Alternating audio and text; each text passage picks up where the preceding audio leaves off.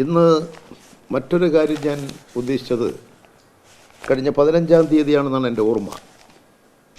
മലയാള മനോരമയിലും മാതൃഭൂമിയിലും ഒരു വാർത്ത കാണാനിടയായി. അത് വി.ഡി. സതീശൻ, കേരളത്തിലെ പ്രതിപക്ഷ നേതാവിൻ്റേതാണ്. അദ്ദേഹം പറഞ്ഞത് രാജീവ് ചന്ദ്രശേഖരുമായി ഇ.പി. ജയരാജന് ബിസിനസ് ഇടപാടെന്നാണ്. ആദ്യം വി.ഡി. സതീശൻ മനസ്സിലാക്കേണ്ടത്, വി.ഡി. സതീശനെ പോലെ ഒരു ബിസിനസ്മാൻ അല്ല ഞാൻ. ഇവിടെ രാജീവ് ചന്ദ്രശേഖരൻ്റെ തന്നെ ഇന്ന് വരെ ഞാൻ അടുത്ത് കണ്ടിട്ടില്ല. രാജീവ് ചന്ദ്രശേഖരുമായിട്ട് എനിക്ക് ഫോണിൽ സംസാരിച്ച ബന്ധം പോലുമില്ല. രാജീവ് ചന്ദ്രശേഖരനെ എവിടെയുള്ള ആളുകൾ കാണുന്ന പോലെ പത്രത്തിൽ പടത്തിൽ കാണുന്നതാണ്. ആ രാജീവ് ചന്ദ്രശേഖരനെയുമായി എന്തിനാ എന്നെ ബന്ധിപ്പിച്ചത്? എനിക്ക് ബിസിനസ് ഉണ്ടെങ്കിൽ ഞാൻ ആ ബിസിനസ് മുഴുവൻ വി.ഡി. സതീശന് സൗജന്യമായി കൊടുക്കുന്നു.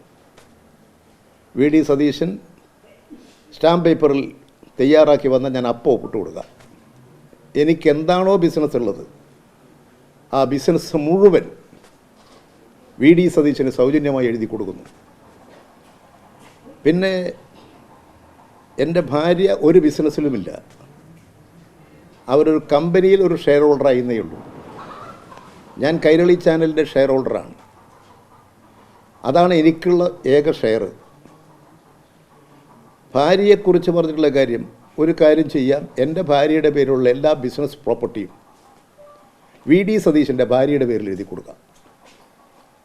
ഒരു പ്രതിപക്ഷ നേതാവ് ഇരിക്കുന്ന സ്ഥാനത്തെക്കുറിച്ച് ആദ്യം മനസ്സിലാക്കണം. അതിനനുസരിച്ച് ചിന്തിച്ച് പ്രവർത്തിക്കണം. ഇപ്പോൾ ഈ കമ്പനികളെക്കുറിച്ച്, കാര്യങ്ങളെക്കുറിച്ച് നെറ്റിൽ ഒന്ന് നോക്കിയാൽ അപ്പോൾ തന്നെ ഈ കമ്പനിയുടെ ഷെയർ ഹോൾഡേഴ്സ് ആര്, ഡയറക്ടർമാരാര്, വൈദികത്തെക്കുറിച്ചായിരിക്കും ചിലപ്പോൾ പറഞ്ഞിട്ടുണ്ടാകുക.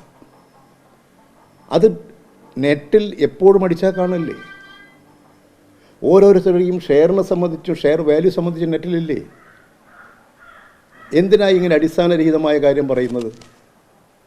വി.ഡി. സതീശനെക്കുറിച്ച് ഒരുപാട് കാര്യം പറയാനുണ്ട്.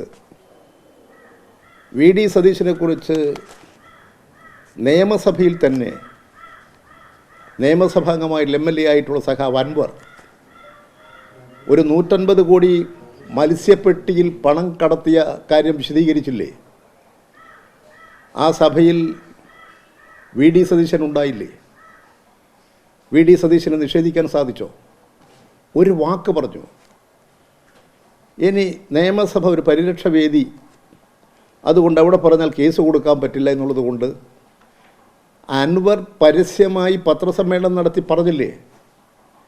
വി.ഡി. സതീശൻ എന്താ പ്രതികരിക്കാൻ കഴിയാത്തത്? അനധികൃതമായി 150 കോടി രൂപ കള്ളപ്പണം കൊണ്ടുവന്ന് ആ കള്ളപ്പണത്തിൻ്റെ മേലെ ഇരിക്കുന്ന നേതാവാണ് വി.ഡി. സതീശൻ. അത് കുറച്ചെന്തോ കോൺഗ്രസിൻ്റെ കഴിഞ്ഞ തെരഞ്ഞെടുപ്പിൽ മണ്ഡലം കമ്മിറ്റികൾ കൊടുത്തു. ആ പാരമ്പര്യവും ശീലവുമല്ല എനിക്ക്. അതാദ്യം അദ്ദേഹം മനസ്സിലാക്കണം. ഞാനിപ്പോൾ അതിനപ്പുറത്തേക്ക് ഇപ്പോൾ കടക്കുന്നില്ല. വീട് നിർമ്മാണവും വിദേശ ഫണ്ട് പിരിവും ഒക്കെ നമ്മുടെ മുമ്പിലുണ്ട്. ഇതിനപ്പുറവുമുണ്ട്. അതുകൊണ്ട് അതിലേക്കൊന്നും ഞാൻ ഇത്തരം ഒരു സാഹചര്യത്തിൽ ഒരു തെരഞ്ഞെടുപ്പിൻ്റെ മുമ്പിൽ ആക്ഷേപം ഉന്നയിക്കാൻ ആഗ്രഹിക്കുന്നില്ല. പക്ഷേ വി.ഡി. സതീശൻ ആക്ഷേപം ഉന്നയിക്കുമ്പോൾ 100 വട്ടം ആലോചിക്കണം. വസ്തുതയുണ്ടോ? ഞാനുമായിട്ടൊരു ബന്ധം, ഒരു തരത്തിൽ പരിചയം ടെലിഫോണിൽ വരെ ഞാൻ ഇന്ന് വരെ സംസാരിക്കാത്ത ഒരാളാണ് അദ്ദേഹം. എന്തടിസ്ഥാനത്തിലാണ് ഇങ്ങനെ പറഞ്ഞത്?